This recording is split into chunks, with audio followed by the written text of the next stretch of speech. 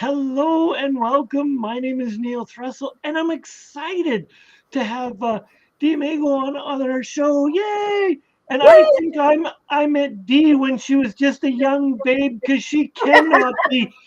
I think it was we've met through a group called Evolutionary Business Council maybe 10 years ago, and I'm and Dee has been on a focusing on people's mind, body, and soul through exercise, nutrition, emotional healing, and anything else that she can drag into it to get people to be more vital and bring in the Exactly. longevity, increase energy, and this is the key part: bring the sexy back. Sit back. Yes. Welcome, welcome. Thank you.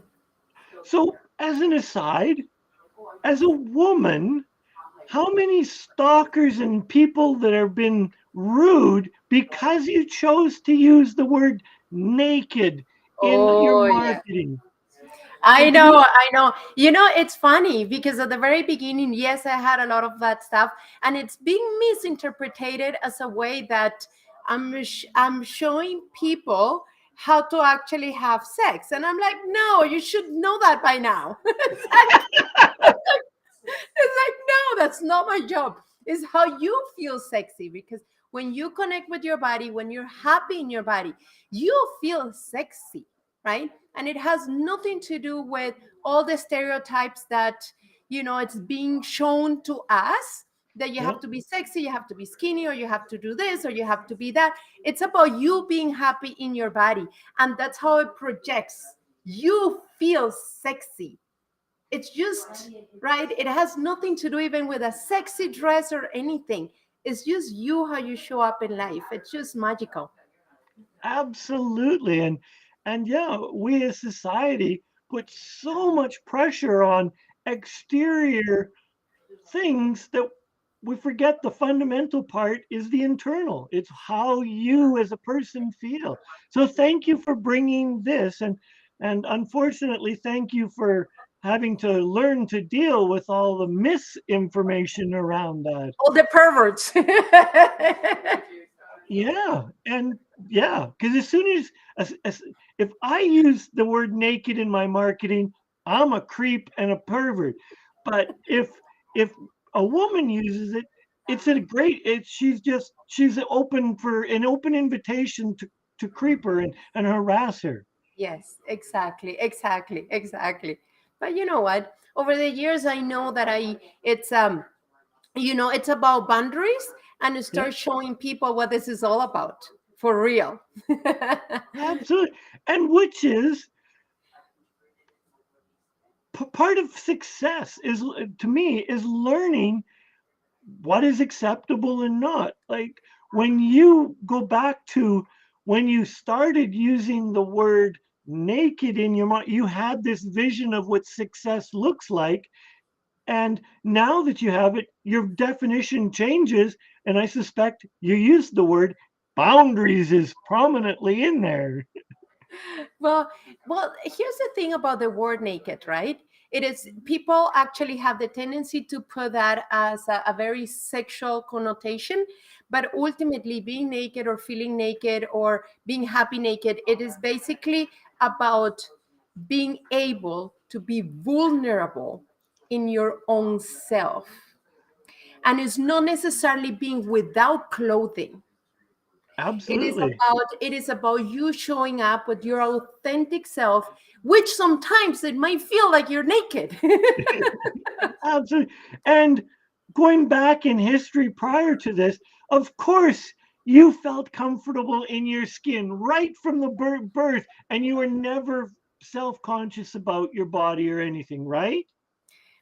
Sure. Yes, exactly. You know what? It's funny that you're saying that because there's so many times that even for me, when I will share one short story. So when I moved to Canada, I was pregnant. And of course, it was a very, very bad winter that we had.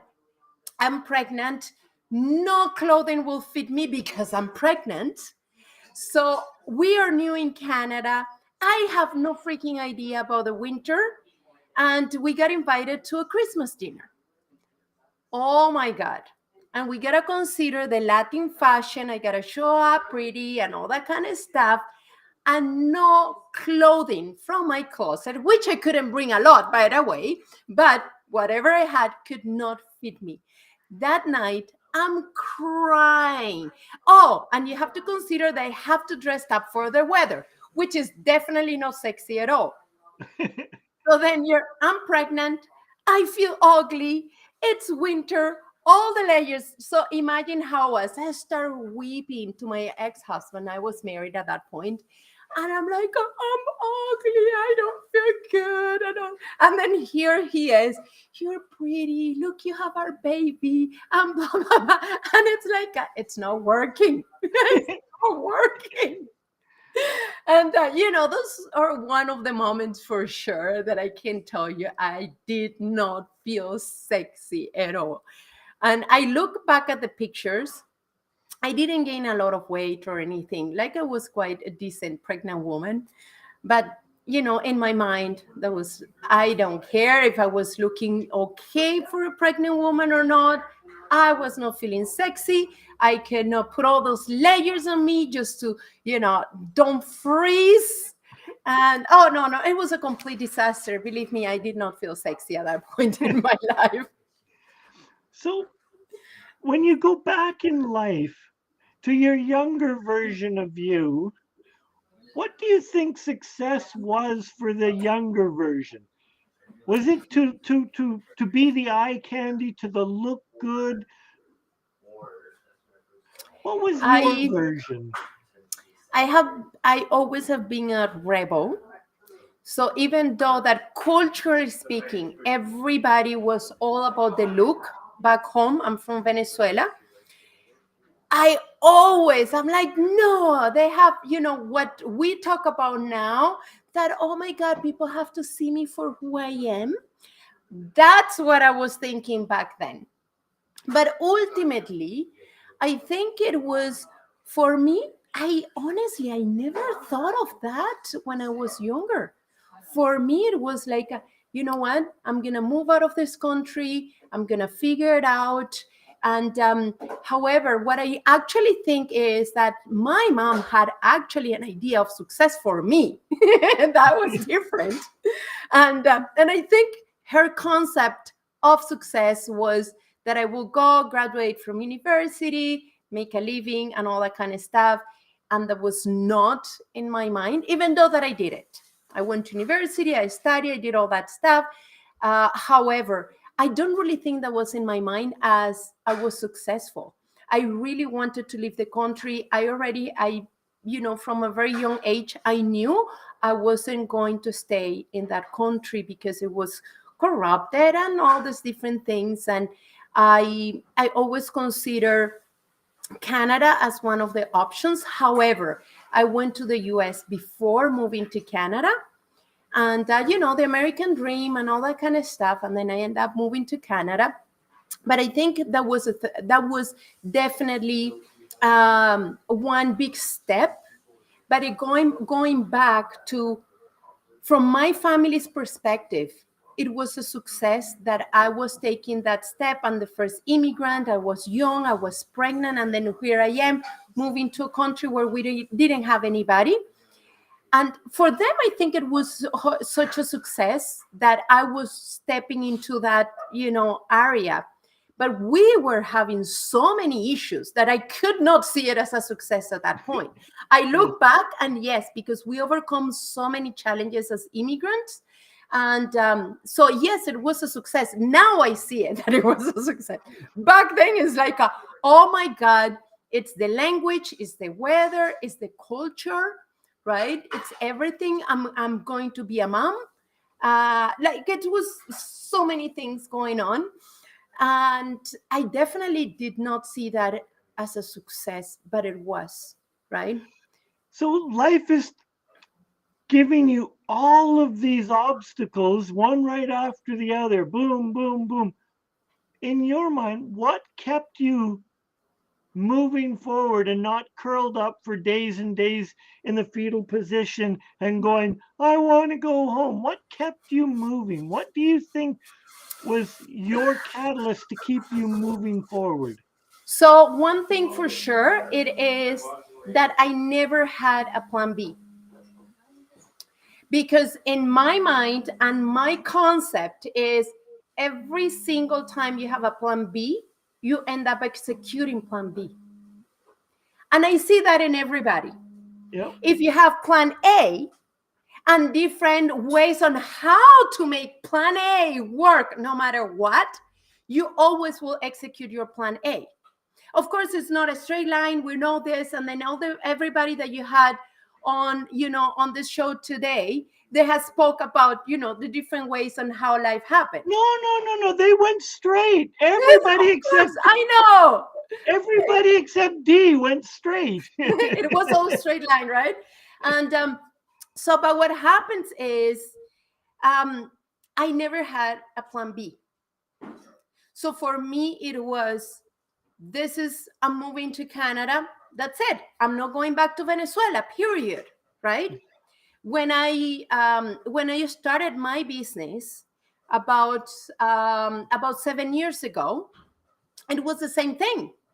It's like, I'm starting the business. I'm going to stop doing IT and I'm going to start my business, period. So I didn't have a plan B. My plan B was, if my business doesn't work, I'm going to go back to IT. If Canada doesn't work, I'm going to go back to Venezuela. That's not how I function, if that makes sense, right? I know a lot of people do think that way. They always have their backup plan. I do not have backup plans. I have like this is not working. I'm going in that direction. What the heck do I have to do now to make that work, to keep moving forward? Absolutely.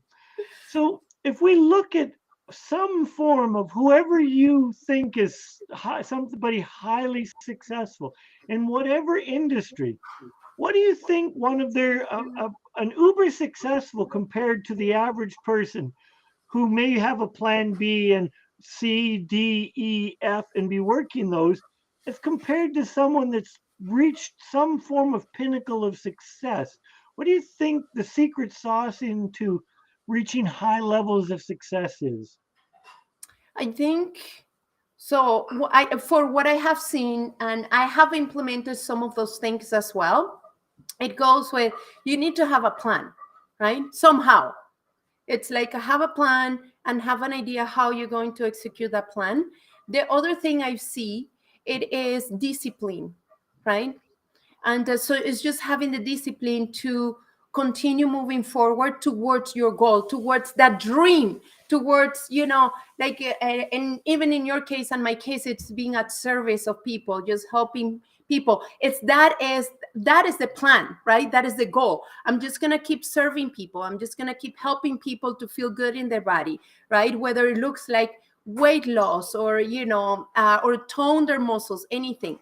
Yeah. That's what it is for me. But it goes with discipline, right? So, and another aspect I have seen very, very common in a lot of people that I know they're successful is the level of resiliency. Because resiliency is like, yes, I have been beat down, and yes, I can crawl down and then cry and just go through all that, because it's okay. It's part of the grieving, right? Process of maybe not achieving your goal at that moment in time. And but then it's just, I just stand up again and continue, adjust and continue, which is even part of the plan, even for me in training with my clients. It's like, we make a plan, we do all these exercises, and then we're going to review, and we'll see, is this working or it's not working. If it's not working, we adjust and continue. And that's kind of what I see in a lot of people that I know they're successful, and in many ways, right? Because it's not only measured with the amount of money in their bank accounts, right? It's how much they have been of service, helping people and contributing to our society. So for you, how do you define success? I have been thinking about that. And and I think success for me is just to be happy that I am being at service, I'm helping others, and i I have freedom. I have the freedom to be at service, right, of others, but I'm choosing that, and that requires that I am a free human being, that I'm choosing to live Yep. my life in my terms. That's what I think. I'm getting to a point that allows me to feel that I have achieved a level of success. Yeah, wonderful. And if anything that I've learned in the 13 or 14 interviews I've done today, everyone's definition of success is different. There may be commonalities Yes. between them, but they're different, based entirely on your own personal experiences. You Yes. know, the Yeah. the addition of success in you may be that you always have warm clothes, because damn it, you're not going through another cold Canadian winter. I know. And that's also a success. And and I gotta say that even one of the things that I learned over the years as I was learning on how to run my business, it's speaking of success, because we have this um idea that success gotta look in the amount of money that you have in your bank, how many clients you enroll that month, and how many books you sell, all that kind of stuff. And then when we were going through this daily, we were supposed to journal as I was doing this course daily, and it was 5 successes for that day, and that will get you thinking, right? Because when you don't enroll the clients, when you don't sell the books that you want to sell or you thought you were going to, and that day did not happen, then you really go to the basic things such as, what is a success today? I meditate. I'm journaling. That's a success. Oh my God, I actually have the opportunity to sit and eat mindfully. That is a success. And we have the tendency to think that success looks like this big thing, right? Like I became a bestseller, and it can be very, very, very simple in our day to day, because each one of us, it's in a different moment in our life. Yeah, And for somebody that is very sick, living in pain, maybe mindful eating, it's a massive success with them, because they actually are able to enjoy their food in that moment in time without thinking about pain.